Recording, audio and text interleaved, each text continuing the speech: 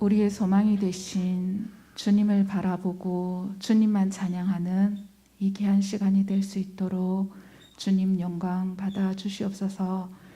사랑의 하나님 아버지, 너무나 감사합니다. 오늘도 이 귀한 시간에 하나님께 찬양하며 예배함으로 나아가게 하심을 너무나 감사드립니다. 하나님, 11월이 시작되었습니다. 이달은 하나님께서 우리에게 주신 이 귀한 올해를 잘 믿음으로 마무리하고 또 우리에게 주신 것들을 세어보면서 우리에게 주신 감사가 얼마나 많은지 다시금 돌아보는 귀한 시간입니다. 무엇보다도 아버지, 이 11월에 우리가 기도하게 하시니 너무나 감사합니다. 여러 가지 분주하고 많은 일들이 있지만 하나님을 찾고 만나며 오직 주와 함께 주 안에서 이 11월을 잘 마무리할 수 있도록 함께하여 주시고 동행하여 주시옵소서. 오늘도 하나님, 여러 가지 기도 제목으로 주께 나왔습니다. 하나님, 우리가 우리의 자원하는 마음으로 나온 것 같지만 하나님의 부르심이 있어서 하나님께서 우리를 너무나 찾고 찾으시기에 그 간절한 마음에 우리가 반응하여 나온 것을 믿습니다. 하나님, 우리 안에 이 마음을 가지고 또 한 주간 주가 주신 힘 가지고 잘 살아갈 수 있도록 도와주시옵소서. 특별히 하나님, 우리 동령교회가 하나님 주신 사랑이 너무나 가득한 교회 되기를 소원합니다. 서로 바라만 보아도 너무 좋아서 미소 짓고 서로 함께 할 수 있음에 기뻐하는 우리 통령교회가 더욱더 주 안에서 사랑으로 든든히 서갈 수 있도록 주님 간섭하여 주시옵소서. 하나님, 수능을 앞둔 우리 친구들 있습니다. 우리 고3 수험생들이 하나님 이 귀한 시간을 통하여서 하나님을 더 알아가고 무엇보다도 그동안 잘 준비한 것들을 은혜로 마무리할 수 있도록 주님 도와주시옵고, 이를 위해서 우리 많은 성도님들이 함께 기도하고 격려하고 있습니다. 우리 친구들 이 시간들을 통하여서 하나님의 사랑을 더 깊이 알아가고 그동안 준비한 것 최선을 다해서 좋은 결과 얻을 수 있도록 도와주시옵소서. 하나님, 우리 통영교회 지체들 가운데 또 육신의 질고로 어려운 가운데 있는 많은 가족들이 있습니다. 여러 가지 다쳐서 질병으로 여러 가지 낭만 가운데 있는 모든 이들이 주를 바라보게 하여 주시옵소서. 우리의 도움은 주님이십니다. 우리의 소망도 주님이시고 주님이 주시는 힘이 아니고서는 우리가 살아갈 수 없기에 하나님께서 주시는 힘을 다시금 공급받아서 새 힘을 얻고 회복되어지는 놀라운 믿음의 역사가 있게 도와주시옵소서. 오늘도 귀한 말씀 증거하실 우리 목사님 오직 주의 권능으로 붙들어 주시길 원합니다. 기도하고 기도하며 준비한 그 귀한 말씀이 성령의 임재 가운데 증거되어지고 성령의 임재 가운데 우리에게 들려질 때에 믿음으로 깨닫고 하나님 아멘 하는 역사가 있게 도와주시옵소서. 오늘도 모든 순서를 주님께 의탁드립니다. 마치는 시간까지 성령 하나님 온전히 주장하여 주시기를 원하며 우리의 생명과 소망, 구원이 되시는 우리 구주 예수님의 이름으로 감사하며 기도드립니다. 아멘.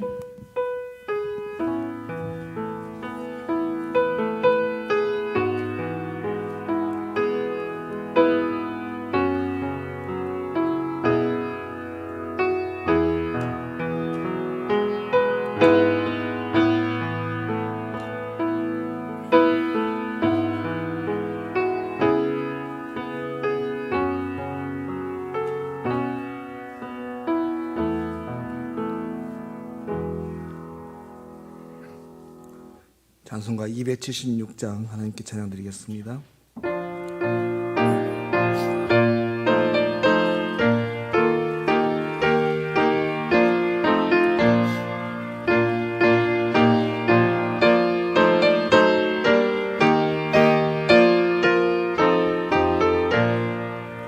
아버지여, 이 죄인은 용납하여 주시고 예수님의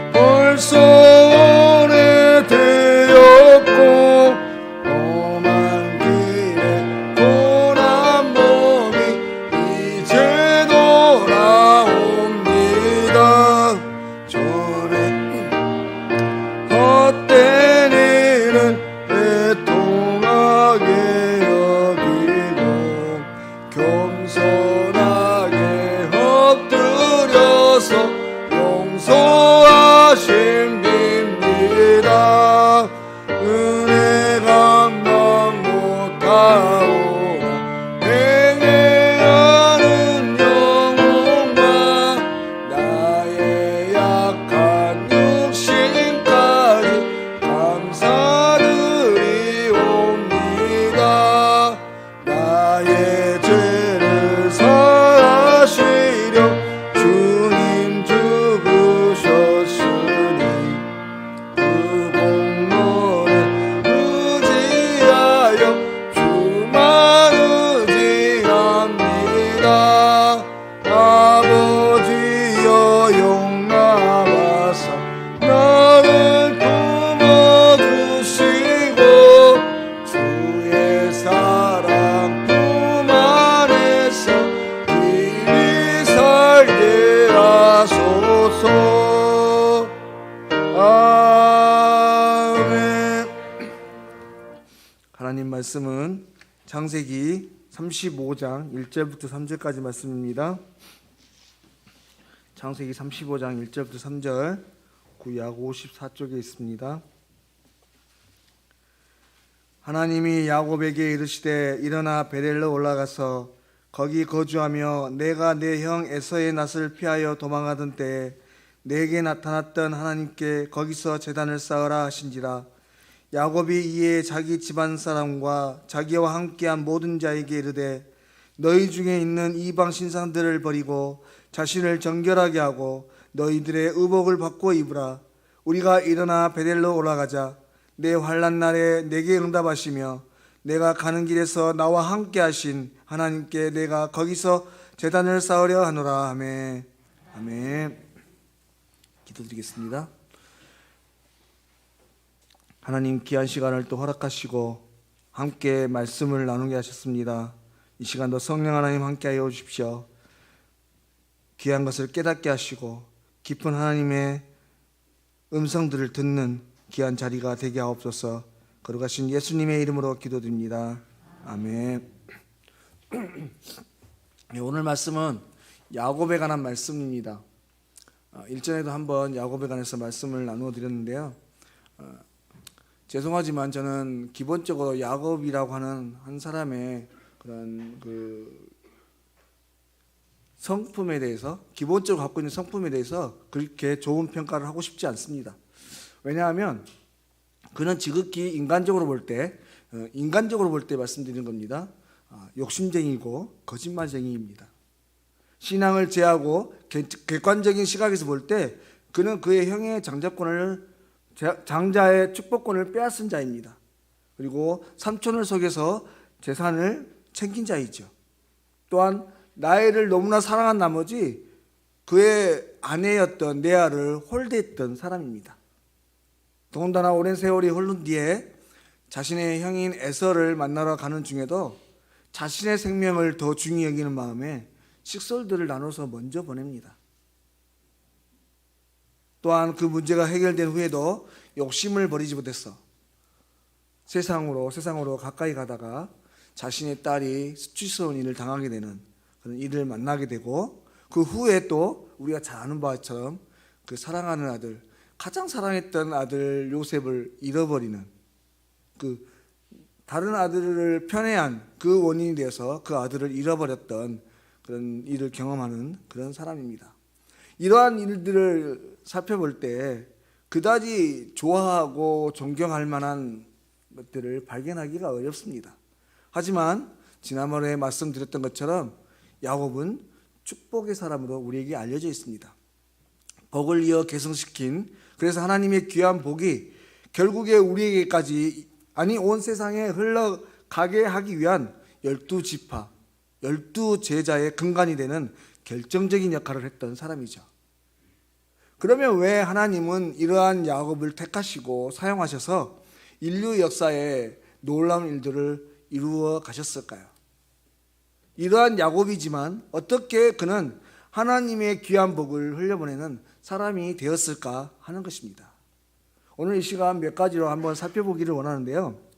그런데 먼저 오늘 말씀을 나누기 전에 이러한 야곱의 신앙, 그리고 결과적으로 우리가 보는 그의 인생을 볼 때 우리는 먼저 인간의 본성과 후성, 그러니까 본래부터 우리에게 주어진 성품과 이후에 살면서 형성된 성품, 이 성품들을 어떻게 잘 다스리고 활용해서 하나님의 귀한 섭리와 계획 속에 하나님께서 만들어 가시는 그 역사 속에 귀하게 사용할 것인가, 이것에 대한 참으로 귀한 교훈을 깨닫게 됩니다.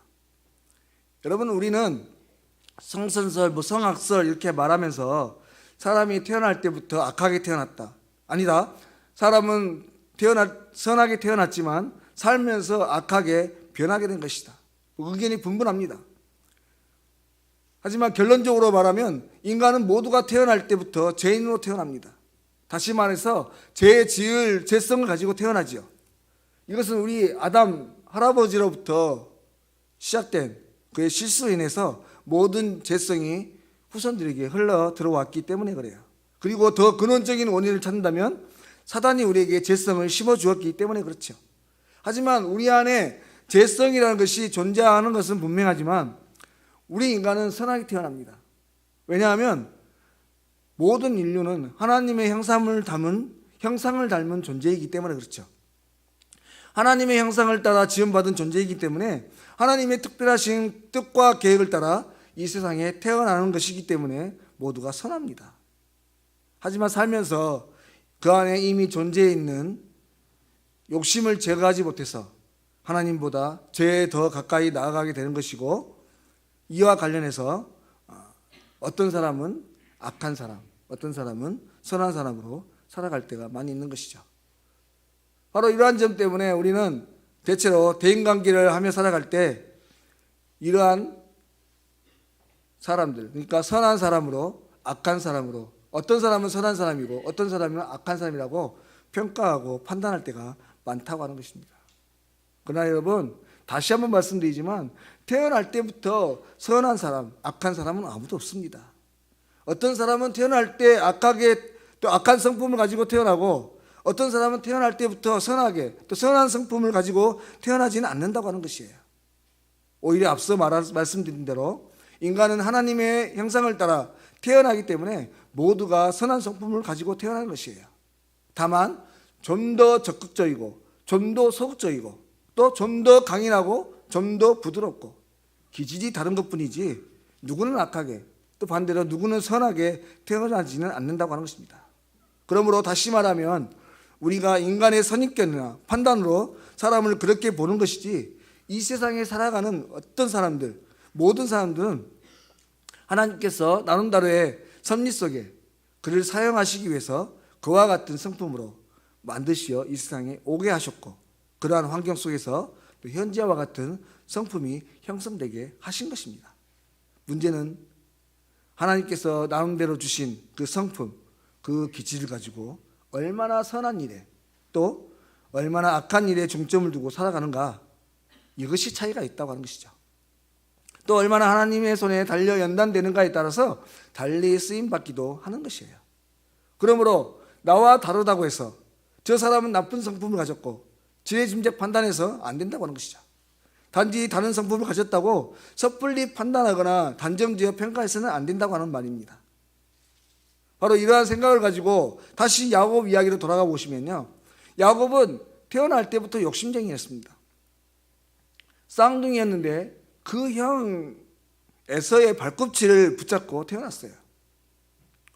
또한 자신의 목적을 위해서 수단 따위는 개의치 않았던 그의 모습 속에서 우리는 그의 욕심이 어떠한지를 짐작하고도 남음이 있습니다. 결국 그의 욕심이 먼 길 도망자의 길을 떠나게 만들었고 형과 원수 관계를 만들었습니다. 뿐만 아니라 그의 욕심이 그의 자녀들을 세속에 물들어가는 것을 방치했고, 그의 무능함이 사랑스러운 딸이 수치스러운 일을 당하고 그리고 그의 아들 요셉을 잃어버리게 하는 아픔을 겪게 만들었어요. 하지만 하나님은 그러한 야곱의 인생을 하나님의 크신 계획과 섭리로 인도하시고 위대한 축복을 이어가게 하는 통로로 사용하셨습니다. 여러분, 우리는 오늘 이렇게 또 이러한, 그러니까 거짓말투성이고 욕심이 가득한, 그리고 세상 유혹을 좋아해서 자신뿐 아니라 자신의 자녀들까지 세상의 죄악이 노출시켰던 이 연약했던 야곱을 사용하신 하나님을 보시면서 우리는 놀라운 교훈을 얻게 됩니다. 첫 번째 교훈이 뭐냐면, 우리의 인생이라고 하는 것은 어찌됐건 이 세상에 태어난 후 무조건 하나님의 섭리 가운데 어떤 모양이로든 사용되게 마련이라고 하는 것입니다. 가룟 유다와 같이 또 헤롯 왕과 같이 비록 메시아를 죽이려 했던 하나님의 구원 역사에 위험한 인물들이었고 또 그런 성향을 가진 사람이었지만 하나님은 그런 성향의 사람들을 통해서 하나님의 일을 진행시켜 가셨습니다. 사실 이 사람들이 잘못된 선택을 하고 사단의 유혹을 이겨내지 못해서 예수님을 위험에 빠뜨리는 장본인들이 되긴 했지만 사실 그 성향만으로 본다면 이들뿐 아니라 함께 했던 12제자들 또 다른 여러 제자들도 이와 같이 얼마든지 잘못된 선택을 할 여지는 있었습니다. 무엇보다도 다혈질이었던 베드로, 또 따지기 좋아하고 계산적이었던 도마, 빌립, 이들 모두가 예수님을 위험에 처하게 하기에 부족함이 없었다고 하는 것이에요. 하지만 결국에 이들은 주의 이름을 위해서 목숨을 내건 사도요 선교사가 되었습니다. 결국 이것은 사도 바울이 말한 그런 이야기와 연관이 있는 것이죠. 하나님은 나름대로의 섭리 속에 귀한 그릇도 준비하시고 전하게 쓸 그릇도 준비하셨습니다. 강력한 힘으로 사용하실 그릇도 계획하셨고 부드러운 도구로 융화를 위해서 사용하실 그릇도 준비하셨어요.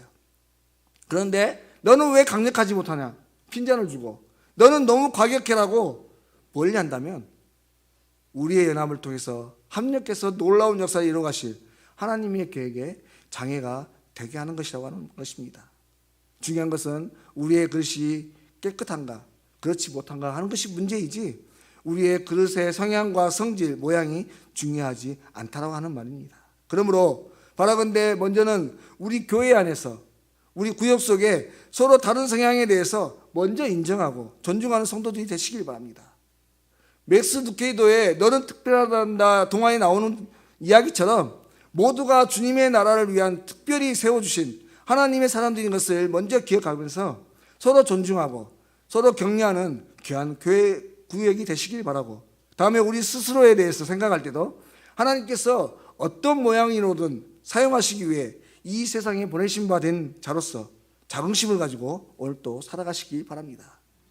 다음에 이제 본격적으로 야곱에 대해서 다시 한번 살펴보기 원하는데 오늘 우리가 읽은 이 본문의 말씀을 포함해서 창세기 말씀에는 이러한 연약한 성품의 야곱이 어떻게 자신을 하나님의 복이 흘러갈 복의 통로로 스스로 깨닫고 변화의 길을 걷게 하게 되는지 그 계기에 대해서 기록하고 있습니다. 두 번의 계기가 있는데요. 모두 이 베델이라고 하는 지명과 연관이 있습니다. 먼저 첫 번째는 형 에서와 아버지 이삭을 속이고 들통이 나자 급기야 이제 삼촌 라반의 집으로 도망을 하게 됩니다. 그리고 그 도중에 경험하는 베델에서의 하나님과의 만남인데 여러분 갑작스럽게 어떻게 하다 보니 야반도주를 하게 됐어요. 우리가 야반도주라고 할 때는 어떻습니까? 우리가 어디 야외에서 생활하는 것을 필요한 것들을 넉넉하게 세밀하게 챙기지 못하고 무작정 도망가는 거 아니겠습니까? 그러면 아무것도 없이 도망가죠. 그 도망자의 길에 아무것도 없이 갑자기 나온 그 도망자의 길에 게다가 중동 지역은 잘 아시는 바와 같이 사막입니다. 광야길이에요. 낮에는 너무나 뜨겁고 밤은 또 너무나 춥습니다. 이러한 길을 걸어가는 야곱을 한번 생각해 보십시오. 얼마나 자신이 처량했겠습니까? 내가 집에서는 부족한 것이 없었는데 오늘 이렇게 고생을 하는구나. 나는 이제 어디로 가야 할까? 막막한 걸음을 한 걸음 한 걸음 내딛고 있었을 겁니다. 걸어던 중에 어느 날 밤에 돌베개를 하나 베개 지고 잠을 잤어요. 근데 그날 밤에 꿈을 꾼 거죠. 꿈 속에서 사닥다리를 보게 되고 사닥다리에서 하나님의 사자들이 오르락 내리락 것을 보았습니다. 이게 무슨 뜻일까?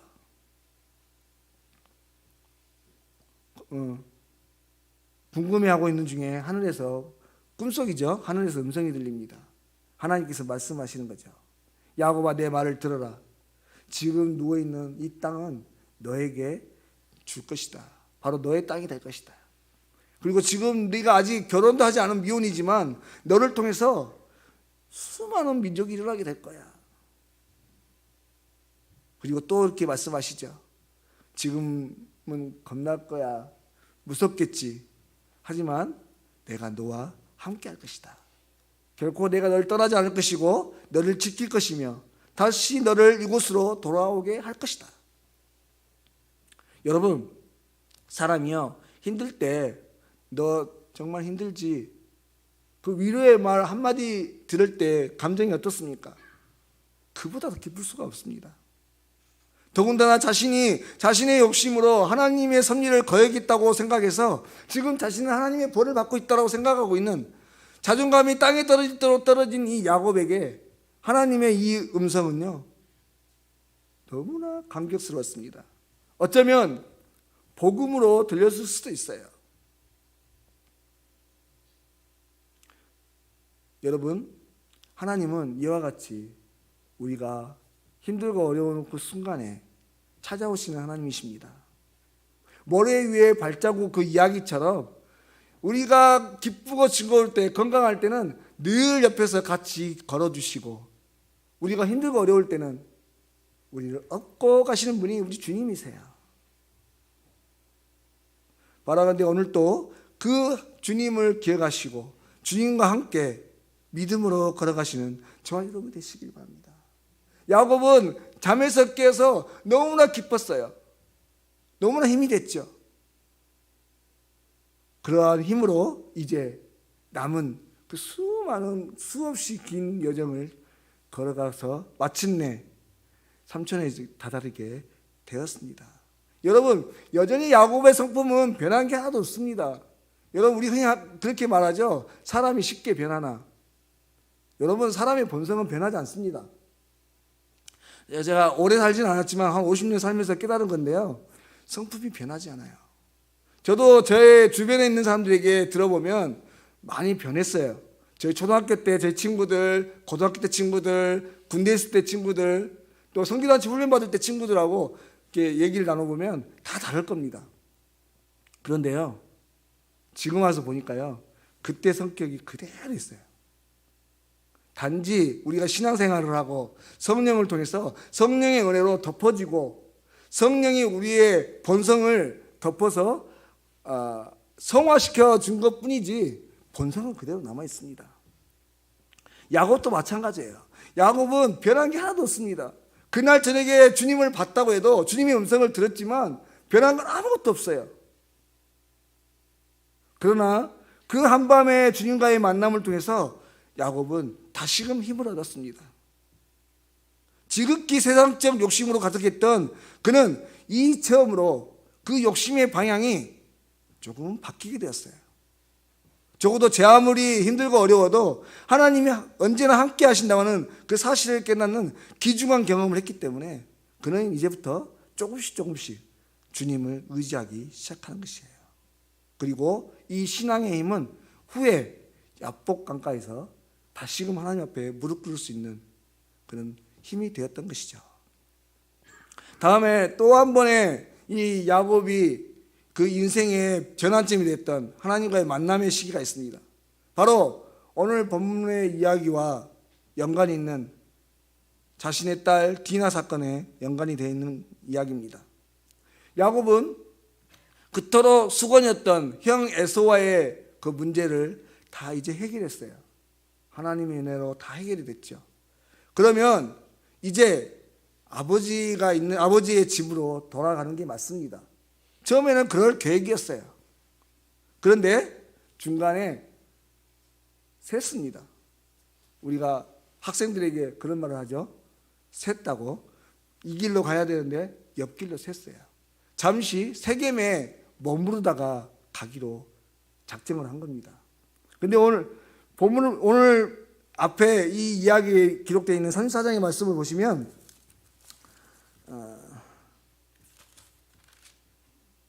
34장의 말씀을 보시면 이 말씀 속에서 어떤 내용이 있냐면 야곱이 세겜 땅을 샀다라고 기록합니다.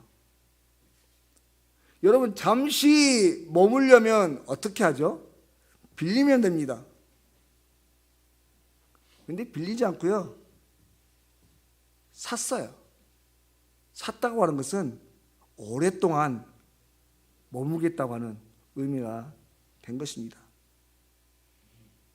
그도 그럴 것이 세겜 땅은 당시 주변에서 가장 번화한 도시였습니다. 그러니 문화도 발달했겠죠. 그런 지역에 장막을 치고 지냈으니 한참 멋부리고 예쁘게 꾸미기를 좋아할 나이에 있는 그 딸이 그 지역을 안 나가 볼 리가 있겠습니까? 나가서 보면 그것에 현혹이 되지 않을 수가 있겠습니까? 어려운 일에 노출이 될 수밖에 없었던 것이고 결국에 어려운 일을 당할 수밖에 없었습니다.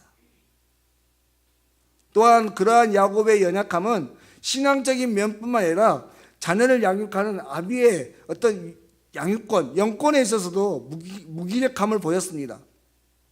뭐냐면 들에서 양을 치던 아들들이, 구체적으로 말하면 시브이와 레이가 그 세겜 지역에 있는 남자들, 할례를 하고 고통 중에 있는 아무 힘도 가지 못한 그 사람들을 무차별하게, 무자비하게 죽인 거예요. 참으로 하나님은 사람으로서, 아니 보통 사람으로서도 도리적으로 볼 때도 절대 해서는 안 될 비열한 방법을 통해서 보복행위를 한 겁니다. 그런데 더 큰 문제는 이런 아들들이 보복행위를 할 때 야곱은 아비로서 아무런 제재도 할 수 없었다고 하는 것이죠. 또한 연약해질 대로 연약해진 야곱은 이러한 참담한 일이 벌어지자 아들들에게 책임을 전갑니다. 시므온과 레위를 불러놓고 하는 소리가 뭐냐면 너희가 나에게 화를 끼쳐 나로 하여금 이 땅의 족속들에게 화를 당하게 만들었다. 여러분, 사람이 세속화되면요, 그래서 자신도 모르게 세상을 쫓아가다 보면 자연적으로 영성은 잃어버립니다. 다시 말해서 영적 권세를 잃어버리죠. 그러니 아무리 해도 영적 판단을 할 수 없고 무지하고 어리석은 자와 같이 되어버릴 수밖에 없는 것입니다. 그런데 감사하게도 바로 이러한 상황에 야곱은 모든 것을 잃어버리고 모든 것을 놓아버렸지만 이번에도 하나님께서 먼저 야곱을 찾아오십니다. 오늘 1절 말씀, 하나님이 야곱에게 이르시되 일어나 베델로 올라가서 거기 거주하며 내가 내 형 에서의 낯을 피하여 도망하는 때 내게 나타났던 하나님께 거기서 제단을 쌓아라. 여러분, 베델은요, 앞서 말씀드렸던 것처럼 20년 전 형을 피해 도망하던 때에 꿈에 나타나신 하나님을 만났던 자리입니다. 또한 지나온 20년 동안 외로움과 슬픔과 고단한 인생살이 중에도 위로와 힘을 얻게 됐던 신앙의 경험이 있는 자리였죠. 20년간 삼촌에게 노동을 착취당하고 외사촌의 형제들에게 온갖 미움과 시기를 받으면서 서름 속에 살았지만 하나님께서 나와 함께 하신다는 그 약속을 기억하고 다시금 일어설 수 있었던 특별한 장소였습니다. 나를 아버지 집으로 평안히 돌아올 때까지 보호하시면 여호와께서 나의 하나님이 되실 것이며 모든 소유의 10분의 1을 하나님께 드리겠습니다. 찰떡같이 다짐하고 약속했던 야곱에게는 참으로 특별한 경험의 자리였습니다. 그러니 지금 자녀들의 실수로 인해서 걷잡을 수 없는 혼란의 폭풍 속에 야곱은 이 베델로 올라가라고 하시는 하나님의 음성을 참으로 기쁨으로 받아들였을 것입니다. 디나의 철없는 호기심으로 수치스러움과 아들들의 잔인한 보복을 통해서 아비로서 자식들을 원망하고 책임을 물었던 야곱이지만 이 말씀, 베델로 올라가라고 하시는 하나님의 음성을 듣고서, 아니 그 말씀을 깨닫고 나서 정신이 번쩍 들었습니다. 아, 이번 사건은 내 자식들을 원망할 일이 아니라 바로 하나님과 나와의 관계에 소홀히 되었던 나 자신의 문제였구나. 20년 전 베델에서 하나님을 뵙고 감격에 넘쳐서 약속했던 그 일을 잊어버리고 세겜에 머물면서 자식들에게 이런 사건의 비밀을 제공한 자신의 책임이었구나 통감을 하게 됩니다. 그리고 다시 돌아갈 준비를 하죠. 그런데 중요한 것은요, 오늘 다시 베델로 올라가기 위해서 그 전에 취하는 야곱의 행동입니다. 뭐냐면 즉시로 자신의 가족들과 따르는 식구들에게 하나님의 이 말씀을 전달하고 먼저 자신과 모든 식설들을 정결하게 합니다. 너희 중에 있는 이방 신상들을 버리고 자신을 정결하게 하고 너희들의 의복을 바꿔 입으라. 그리고 일어나 베델로 올라가자. 내가 내 환난 날에 내게 응답하시며 내가 가는 길에서 나와 함께 하신 하나님께 내가 거기서 제단을 쌓으려 하노라. 여러분, 이것은 야곱이 가족들 앞에서 공식적으로 선포하는 첫 번째 신앙 고백입니다. 내 환난 날에 나에게 응답하시고 내 가는 길에 함께 하신 하나님, 바로 그분이 야곱의 하나님이시고 그 가정의 하나님이셨죠. 오늘 이 야곱이 베델레 올라가기로 결심한 것은 처음 하나님을 내 개인의 하나님으로 만나고 고백한 그 은혜의 추억의 자리로 돌아가려는 신앙의 원부림이었습니다. 여러분, 신앙의 회복을 위해서 애쓰고 수고하는 그 사람에게 가장 먼저 나타나는 자연스러운 행동은요, 자신의 자리를 파악하는 것입니다. 지금 나는 누구이며 어떤 모습으로 어떻게 살아가고 있는가 살피는 거죠. 그리고 하나님 앞에 정결한 모습으로 나가려고 노력하는 것입니다. 그렇게 야곱은 먼저 자신과 자신의 집안에 있는 이방 신상들을 다 내어버렸습니다. 하나님 외에 가졌던 다른 마음들, 다른 신들을 다 끊어버렸다고 하는 것이에요. 그렇게 오늘 야곱은 아픔과 고통의 자리에서 주님과 함께 했던 그 자리로 다시 나왔습니다. 비록 자신의 욕심이 주가 된 세상의 중심에서 모든 것을 잃어버린 낙심과 좌절의 자리에 있었지만 그 자리에서 야곱은 하나님과의 만남의 자리를 기억했습니다. 그리고 회복되어서 놀라운 구원의 역사를 이루는 귀한 통로가 되었죠. 사랑하는 여러분, 오늘 저와 여러분도 이 야곱과 같이 우리가 오래전 기억하는 신앙의 부흥을 다시 회복하기를 원한다면, 요사이 우리가 함께 찬송하고 있는 이 다니엘 기도의 예배를 드리면서 우리 안에 다시 한번 하나님과의 더욱 깊은 만남을 사모하신다면, 먼저 그동안 살아오면서 나도 모르게 젖어버렸던 그 세상의 것들, 하나님 외에 내가 더 사랑하는 우상의 것들이 없는지 다시 한번 돌아보시길 바라고, 그 모든 것들을 다 내려놓는 은혜가 있으시길 바랍니다. 여러분, 야곱의 가정은요, 분명히 야곱의 신앙을 따라서 하나님을 섬기는 가정이었습니다. 하지만 그 집의 신앙의 영적 리더인 야곱이 이를 묵인하고 지낼 만큼 다른 신들을 섬기는 행위가 일상이 되었던 집안이었어요.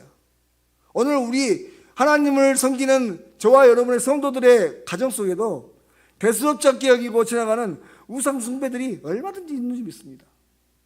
문화와 풍습이라는 이름으로 아무런 비판 없이 우리 속에 자리 잡고 있는 많은 우상들, 이 모든 것들이 우리가 거룩한 하나님의 백성으로 살지 못하게 방해하고 있다고 하는 것이죠. 그러므로 오늘 또 매일같이 신앙의 성장을 이루고 하나님의 거룩하신 뜻과 섭리를 이루어가기를 원하는 신실한 우리 통역교회 성도님들은 먼저 날마다 나 자신을 살펴야 하고, 그래서 주님과 만났던 은혜의 자리를 날마다 추억해야 됩니다. 그리고 오늘 또 그 추억을 만들어 가셔야 돼요. 하지만 그 은혜의 추억에 그 자리에 머물러 있지만 말고 더 깊은 하나님, 더 넓으신 하나님, 더 크신 하나님을 만나기 위해서 날마다 우리 자신을 들여다보고 혹여나 살아오면서 하나님과 동률의 위치에 놓고 하나님과의 동일한 위치에 놓고 살아가고 있는 그 어떤 것은 있지 않는지, 아니 오히려 하나님보다 더 살아가고 있는 것은 없는지 되돌아보고 그것들을 제거해 나가야 된다고 하는 것입니다. 그렇게 할 때 오늘 우리는 날마다 하나님의 은혜의 자리에 머물 수 있게 될 것이고, 어떠한 시련과 어떠한 사단의 유혹과 환난들이 우리에게 다가올지라도 어제 우리가 들었던 그 전사님의 간증처럼 주님이 함께 하심을 다시 한번 깨달을 수 있게 되고, 그 함께 하심이 우리를 그 약속의 자리로 날마다 나아가게 하는 은혜로 우리에게 임하시게 될 것입니다. 바로 이러한 크신 은혜를 날마다 경험하시면서 하나님께 찬양 드리고 영광 돌리는 우리 모든 성도님들 되실 수 있기를 바랍니다. 기도드리겠습니다. 하나님, 오늘 또 거룩한 성의를 허락하시고 부족한 종들에게 은혜의 말씀을 통해서 우리의 자신의 현주소를 들여다볼 수 있도록 인도하심을 감사드립니다. 하나님, 오늘 또 사단은 세상의 악한 문화로 믿음의 사람들을 미혹합니다. 주의 은혜의 자리를 잊어버리게 하고 하나님보다 세상을 더 가까이 나아가게 하죠. 하나님, 이럴 때일수록 더욱 우리의 시선과 관심을 주님께 집중할 수 있게 하시고 주님과의 연결고리를 놓지 않으려 애쓰고 수고하게 하여 주시옵소서. 날마다 주의 말씀으로 우리 자신을 되돌아보게 하시고 기도로 정결케 하시며 오늘도 주님과의 참으로 귀한 은혜의 추억을 쌓아갈 수 있도록 인도하여 주십시오. 그래서 어떠한 순간에도 흔들림 없이 거룩한 예수 그리스도의 신부로 또 주의 자녀여 제자로서 주님 오시는 그날까지 신실한 믿음의 사람으로 살아가는 우리 모두가 되게 하여 주시옵소서. 모든 것 거룩하신 예수님의 이름으로 기도드립니다. 아멘. 찬송가 292장 하나님께 찬양드리겠습니다.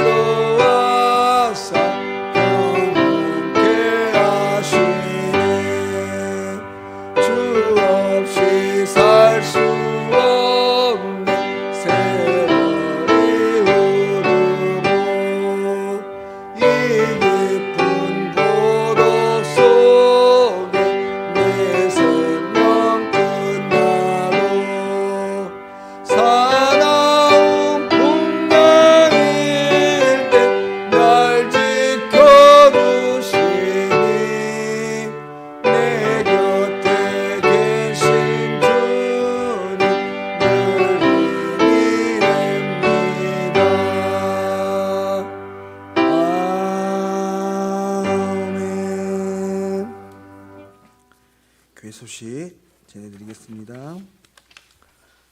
단위 기도회가 진행 중에 있습니다. 21일까지 매일 저녁 8시 본당으로 오시면 함께 하실 수 있습니다. 다음 주일 오후 예배 시간에는 안디옥 헌신 예배로 드립니다. 또한 다음 주일 2부 예배 후에 교육부회가 있고요. 또 장학회 모임이 있습니다. 기억하시길 바랍니다. 수능에 임하시는 자녀들을 위해서 기도해 주시길 바랍니다. 수능일은 11월 17일에 있습니다.